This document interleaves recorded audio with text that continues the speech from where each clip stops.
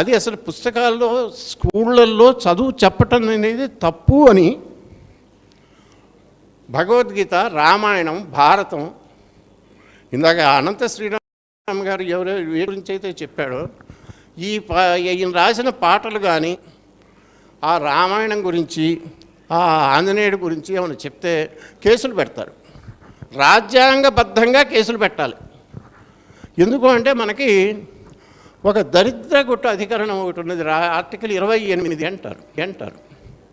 అందులో మొదటి లైన్లో ఏముంటుందంటే రిలీజియస్ ఇన్స్ట్రక్షన్, మతపరమైన బోధన పబ్లిక్ ఎడ్యుకేషన్లో చెప్పటము నిషేధించబడినది అంటాడు. ఆ ఒక్క మాటతో భగవద్గీత, రామాయణం, భారతం, వేదాలు, వేదశాస్త్రాలు వీటన్నిటికీ మన పనికి మాలిన జాతీయ నాయకులనే అడ్డగాడిదలు ఉన్నారే ఈ రాజ్యాంగాన్ని రాసినప్పుడు ఉన్నవాళ్ళు, వీళ్ళ దృష్టిలో ఇదంతా మత బోధన, రిలీజియస్ ప్రాపగాండా.